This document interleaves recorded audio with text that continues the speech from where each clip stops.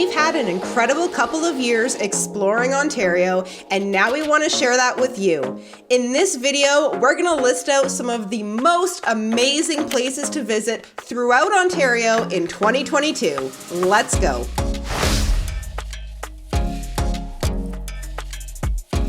Let's kick off this list in Northern Ontario.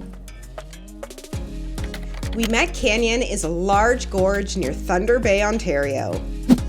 The gorge gives you panoramic views of a 150-meter wide gorge and sheer cliffs that drop 100 meters straight down to the canyon floor. There's a short 1-kilometer trail and boardwalk that takes you out to 2 separate lookout platforms with spectacular views of the canyon.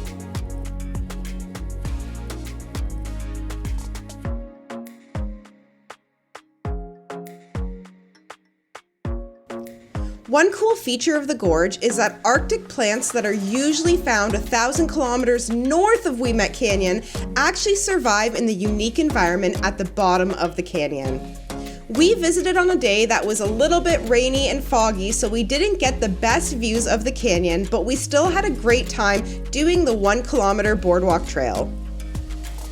It's also good to note that while there isn't any attendance monitoring this park, there is a drop box to drop $2 per person, which goes towards the maintenance of the park overall. If you're looking for something that's fun for the whole family, Amethyst Mine Panorama is the stop for you.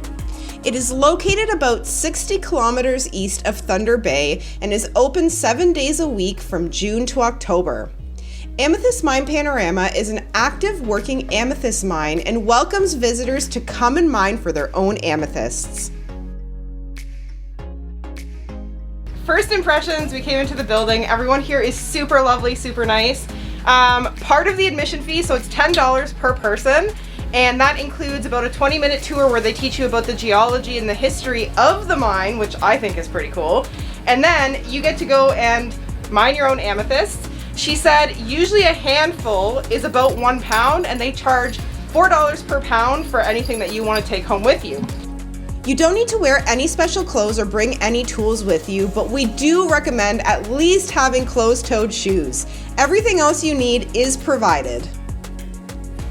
This was a super fun experience and we are so glad that we did not pass it up.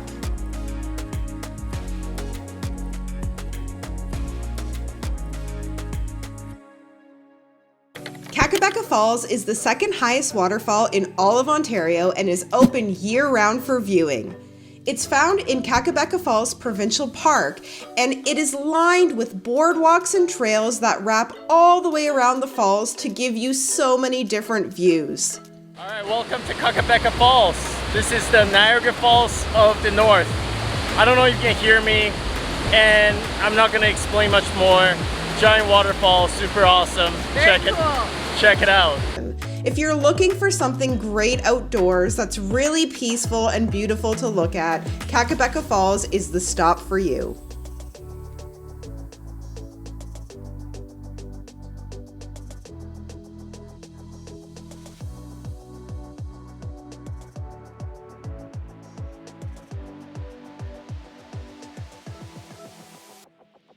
If you like to discover peculiar things in your travels, the town of Wawa has something perfect for you.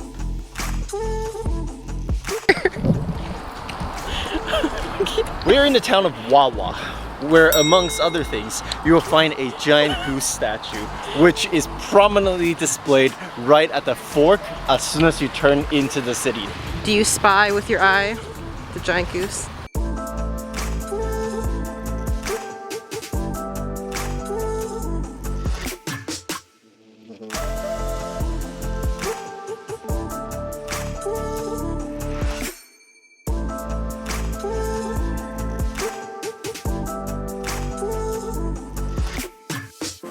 So that's actually pretty cool. This is the last point in for the Ontario portion of the Highway 1. So over here, I guess, is where they finally connected it. And reading quickly through this, basically the connection of this allowed a lot quicker travel between Wawa and Sault Ste. Marie. It used to take 8 hours, and honestly, it took us 3 with a lot of stops. So thank God we have the good stretch now. All right, we learned another new thing. The drive between Wawa and Sault Ste. Marie is voted as one of the top 9 great drives of Canada, which makes a lot of sense because the whole time we've been driving up here, we keep saying how beautiful it is, and we can't believe we're in Ontario. It has been extremely scenic. Manitoulin Island is found in northern Ontario, right in Lake Huron. There's 2 ways to access the island. You can drive all the way to the north of Ontario and access from Little Current, which is the first town on the island, or alternatively, if you're in southern Ontario, you can head up to Tobermory and take the Cheecham ferry with your car or any other vehicle you're driving over to the island. The island is full of adventure and experiences, and there's something for everyone.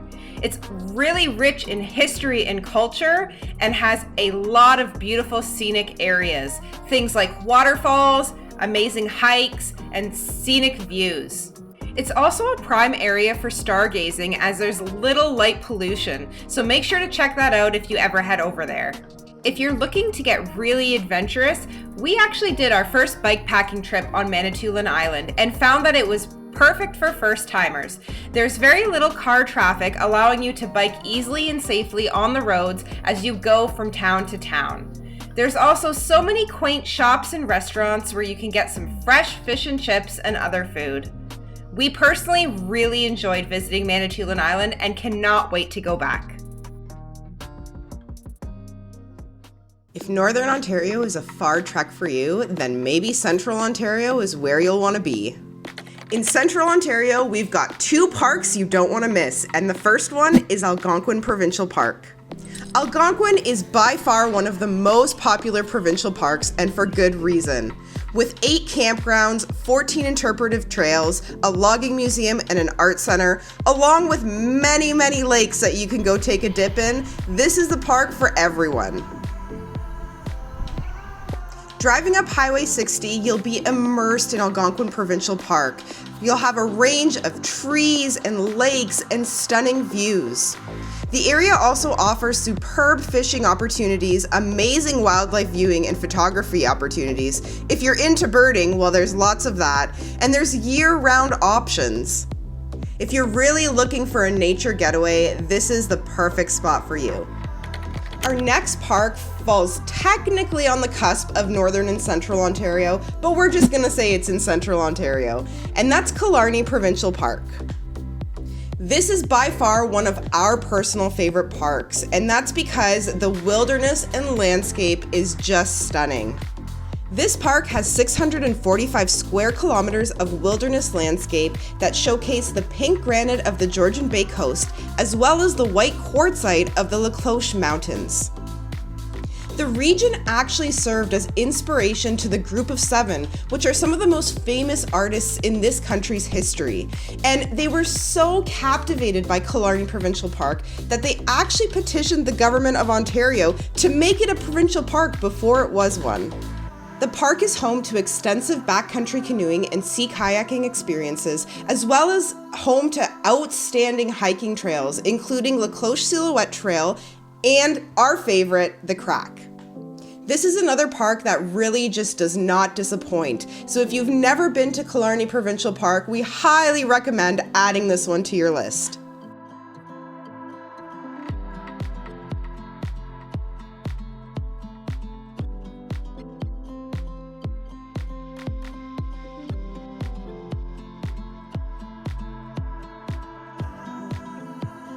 This brings us to Southern Ontario.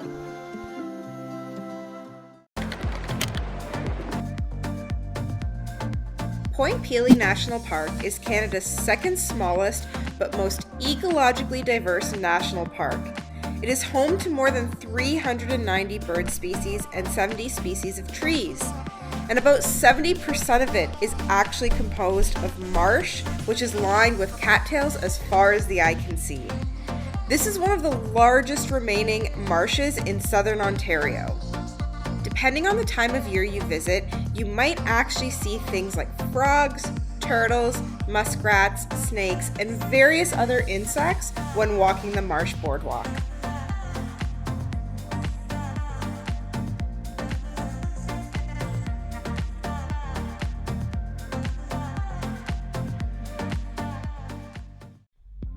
The Tip Trail is a short 5-minute drive from the Marsh Boardwalk.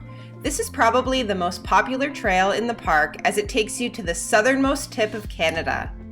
At the start of the trail, you'll find a lookout tower, and if you head straight down the trail, you'll end up at the very tip of Canada.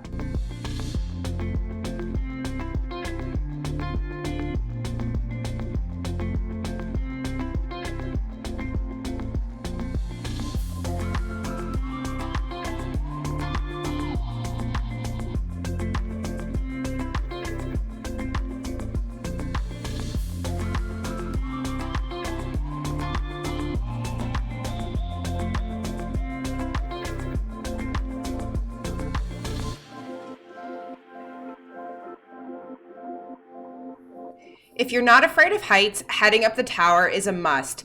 It'll give you a whole different view of the entire tip, along with all of the beautiful greenery and plants that surround it. If you're looking for a little more, this national park offers authentic camping. This is basically a unique accommodation that's a mix between an A-frame cabin and a prospector tent, all on a raised wooden platform. These allow you to stay overnight at the park so you can do more exploring.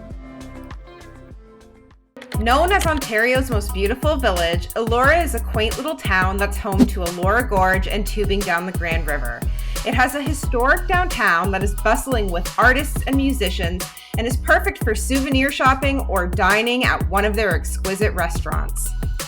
If you're looking for the small town vibes, this is definitely the destination for you. Now there's quite a few different things that you can do in Elora, so here's some of our tips.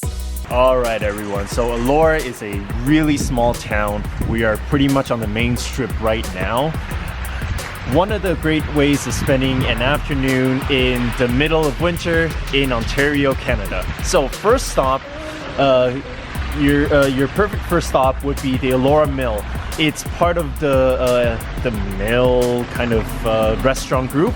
There's an Ancaster one, a Cambridge one, and the third one is right here in Elora. But come check it out. A terrific way to start your Sunday. All right, now if the brunch thing is not your thing and you're here purely for adventure, then you want to still come to right here on Price Street. Head up Price Street and you will see a playground, and take a left, and that's where you're gonna find the trailhead. Although you can't get down into the gorge in the winter, you can still walk along the trail and see the views from above. There's also companies nearby, such as One Axe Pursuits, that offer winter activities such as ice climbing along the gorge. In the summertime, you can head all the way down to the gorge and walk along it as you explore. Elora is also home to Elora Quarry if you're looking for something a little more calm where you can really go swimming. Last but not least, it's the perfect Instagrammable spot. If you're looking to get some great photos, head to downtown in the summer or the winter and capture shots like these.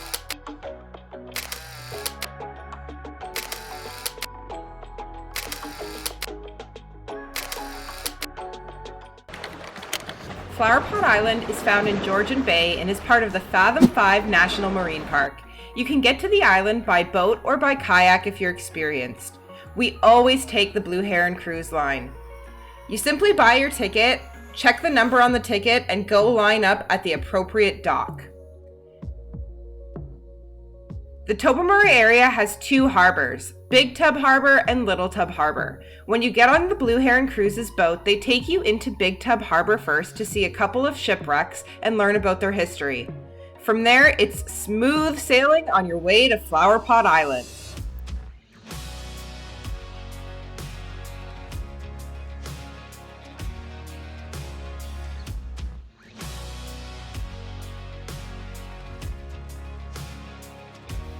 There are two ways to explore the island. The most popular option is doing a day trip. If this is what you plan on doing, make sure you book your boat ticket for there and back. You don't want to be stranded. Now the island itself has a couple of trails that you can walk on, one of which will take you to both of the flower pot formations, the small flower pot and the big flower pot.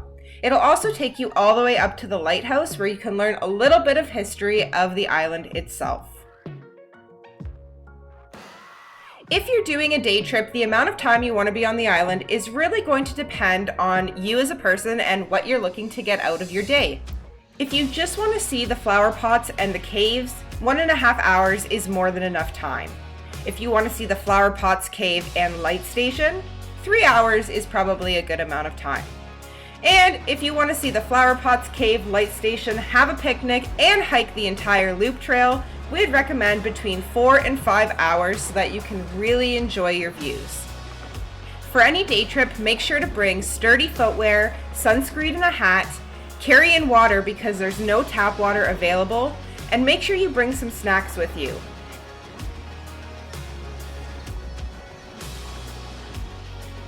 The second way you can enjoy the island is by camping on Flowerpot Island. This is by far one of the most unique campsites we have ever stayed at.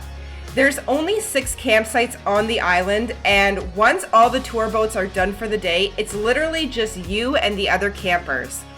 We personally only ran into another couple while we camped on Flowerpot Island.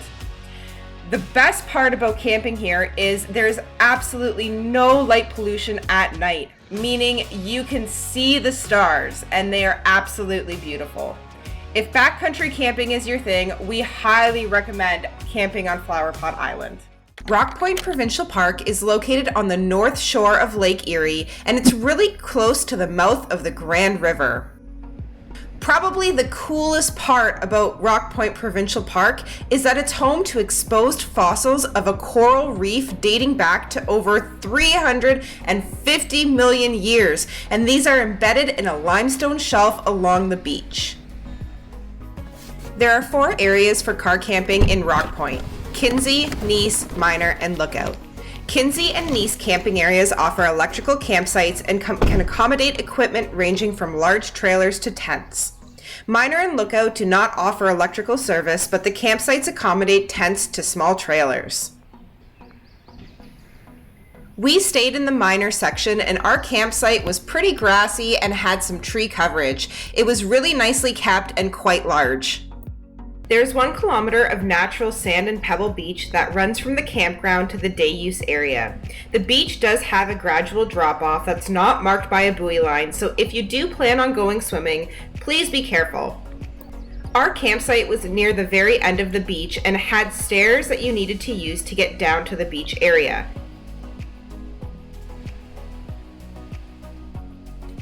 I just went for a little stroll. We're kind of like at the end of the beach in the park here.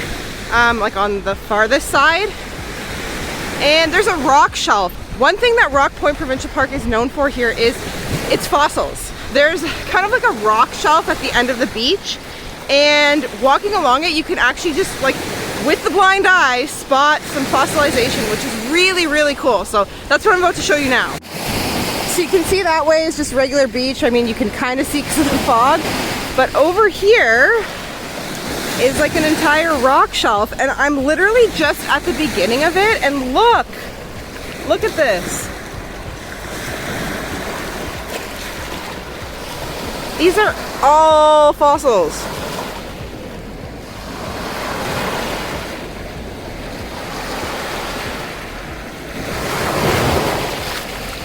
Oh my gosh, look at that one.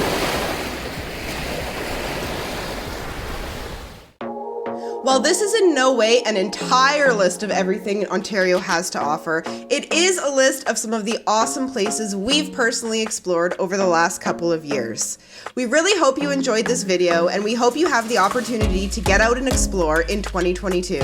If you like this video, please give us a big thumbs up and consider subscribing to our channel because we've got lots more where this came from.